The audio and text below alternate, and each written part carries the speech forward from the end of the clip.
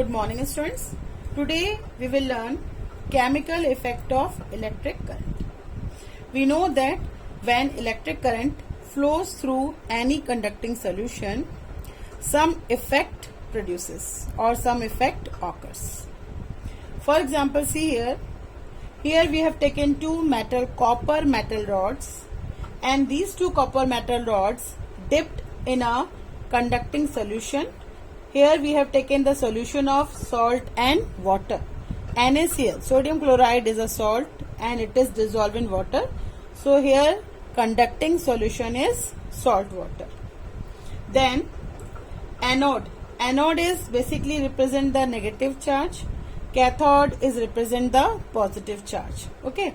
So anode, the negative charge, the rod which is having negative charge is connected with the positive terminal of the battery, and cathode is connected with the negative terminal of the battery.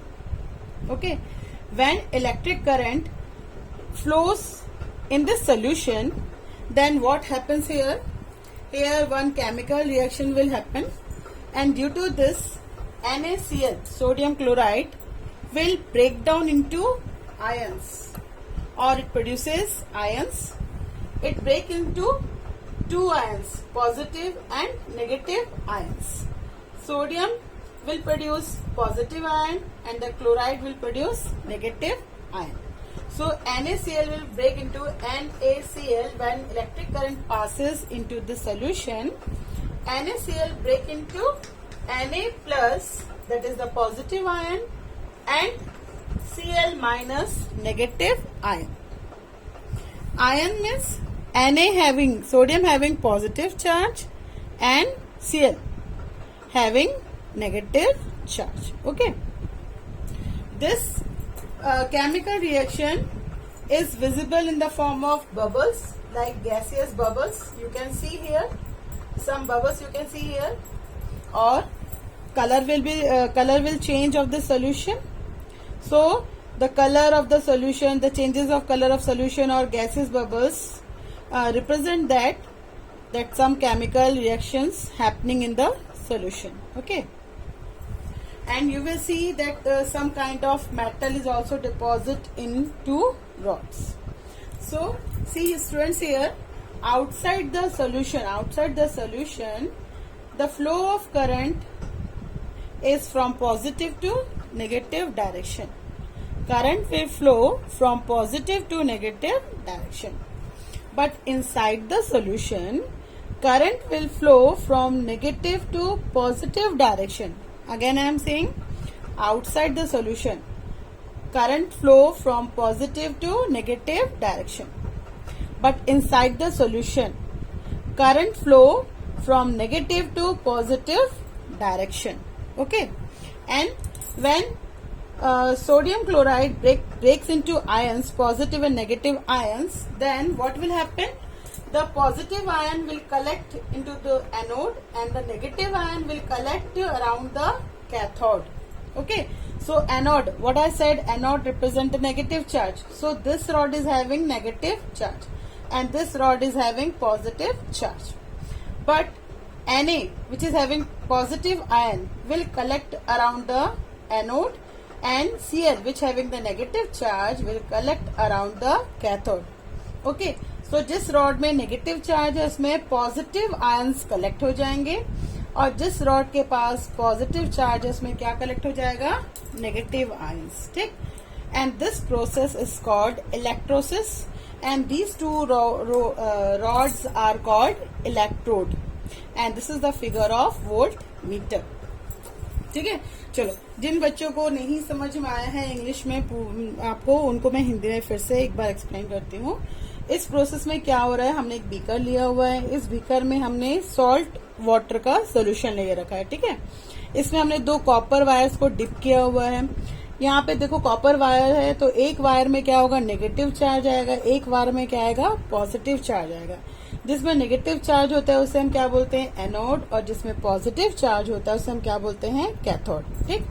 अब अगर हमको circuit complete करना है तो कभी भी अगर हम सर्किट बनाते हैं तो हम नेगेटिव चार्ज को बैटरी के किस एंड से कनेक्ट करते हैं, पॉजिटिव एंड से, और पॉजिटिव चार्ज वाले को हम बैटरी के किस एंड से कनेक्ट करते हैं, नेगेटिव एंड से। इतना तो सबको पता होगा, है ना, कि पॉजिटिव नेगेटिव और नेगेटिव पॉजिटिव ही कनेक्ट होता है। सिमिलर चार्जेस कभी भी कनेक्ट नहीं होते हैं क्योंकि वो एक दूसरे को क्या करते हैं, रिपेल करते हैं ना। चलो, अब क्या होता है कि जैसे ही हम इस सर्किट को कंप्लीट करते हैं तो इलेक्ट्रिकल करंट क्या होता है, सोल्यूशन के अंदर फ्लो होना स्टार्ट हो जाता है। ठीक, जब इसके अंदर इलेक्ट्रिकल करंट फ्लो होना स्टार्ट होगा तब क्या होगा, आपका ये जो सॉल्ट है NaCl है, ये क्या होगा, आपका ब्रेक हो जाएगा, पॉजिटिव और नेगेटिव चार्जेस में ब्रेक हो जाएगा। ठीक है, तो यहाँ पे जो सोडियम है Na है वो पॉजिटिव चार्ज रखता है, और जो आपका Cl है, क्लोराइड है, वो क्या करता है, नेगेटिव चार्ज रखता है। तो ये NaCl क्या होगा, आपके पॉजिटिव और नेगेटिव चार्जेस में डिस्ट्रीब्यूट हो जाएगा। ये पॉजिटिव चार्ज और नेगेटिव चार्ज, इन दोनों को हम क्या बोलते हैं, आयंस बोलते हैं। ठीक है, अब इसमें क्या होगा, आपका देखो यहाँ पे जो आपका पॉजिटिव चार्ज वाला आयन है वो क्या होगा, एनोड, जिसमें नेगेटिव है उससे उसके चारों तरफ क्या होगा, जमा हो जाएगा। और क्लोराइड जिसमें नेगेटिव चार्जेस है वो क्या होगा, पॉजिटिव चार्ज वाले रॉड के चारों तरफ क्या होगा, कलेक्ट हो जाएगा। ठीक है, अब इसमें कोई केमिकल इफेक्ट हो रहा है, आपको कैसे पता चलेगा, आप देख सकते हो कि इसमें कुछ आपको गैस के बबल्स निकलते हुए दिखाई देंगे, या फिर ये जो सोल्यूशन है उसका कलर क्या होगा, चेंज हो जाएगा। तो इससे हमें ये पता चल जाता है कि जब करंट फ्लो होता है तो इसके अंदर रिएक्शन होना स्टार्ट हो गया है। ठीक है, अच्छा, अगर हम सोल्यूशन के बाहर देखते हैं तो करंट का जो फ्लो है उसका डायरेक्शन कैसे होता है, पॉजिटिव टू नेगेटिव। करंट किस डायरेक्शन में जाता है, पॉजिटिव से नेगेटिव डायरेक्शन में जाता है। बट सॉल्यूशन के अंदर करंट आपका नेगेटिव टू पॉजिटिव डायरेक्शन में जाता है।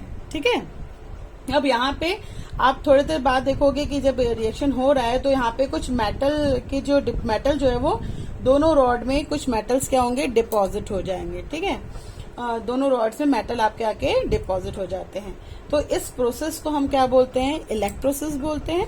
ये दो रॉड्स हैं, इसको हम क्या बोलेंगे, इलेक्ट्रोड बोलेंगे। क्या बोलेंगे इसको हम, इलेक्ट्रोड बोलेंगे। और ये जो फिगर है आपका, ये किसका है, आपके वोल्ट मीटर का है। क्लियर है। अगर आप यहाँ पे सॉल्ट की जगह, मान लो अगर आप यहाँ पे सॉल्ट की जगह हाइड्रोक्लोरिक एसिड लेते हो, क्या लेते हो, HCl ले लेते हो, हाइड्रोक्लोरिक एसिड ले लेते हो, तो उस कंडीशन में भी आपका जो H हाइड्रोजन है ये क्या होगा, आपका पॉजिटिव आयन रखेगा, और ये जो क्लोरीन है वो क्या रखेगा, आपका नेगेटिव आयन रखेगा। तो जहाँ पे Na कलेक्ट हो रहा है वहाँ पे क्या कलेक्ट हो जाएगा, H+ और Cl- तो उसकी प्लेस पे रहेगा, वो कैथोड के पास जाके डिपॉजिट हो जाएगा।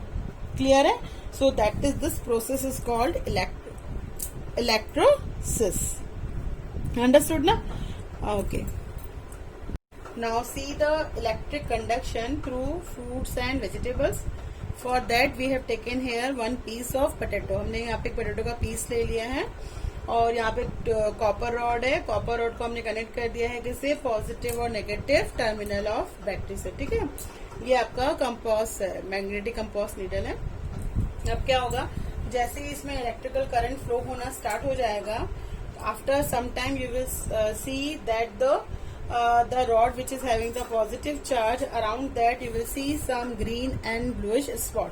जिस रॉड में पॉजिटिव चार्ज है, मतलब कैथोड है ना, कैथोड के सब ये जिस रॉड में पॉजिटिव चार्ज है, तो पॉजिटिव चार्ज किस में होगा, ये आपका जो नेगेटिव से कनेक्टेड पॉजिटिव चार्ज है, तो ये वो जो जिसमें पॉजिटिव चार्जेस होगा उसके चारों तरफ आपको क्या दिखेंगे, ब्लूइश स्पॉट, ग्रीन और ब्लूइश स्पॉट ऐसे दिखना स्टार्ट हो जाएगा। ठीक है, और ये आपका जो मैग्नेटिक नीडल है ये भी क्या होगा, डिफ्लेक्शन शो करेगा। तो इससे ये पता चलता है कि यहाँ पर आपके क्या हो रहा है, यहाँ पे केमिकल इफेक्ट हो रहा है और इसमें से आपका इलेक्ट्रिकल करंट जो है वो फ्लो हो रहा है। ठीक है, so this shows that electrical current passes through potato and produces chemical effect. Okay, so see students, the electrolysis process is used for electroplating. We have to consider few example to understand electroplating. First we have seen that the electrical current passes through water, and the electrolysis process, actually the electrolysis process is used for electroplating, and how electroplating happens that we will see tomorrow. Okay.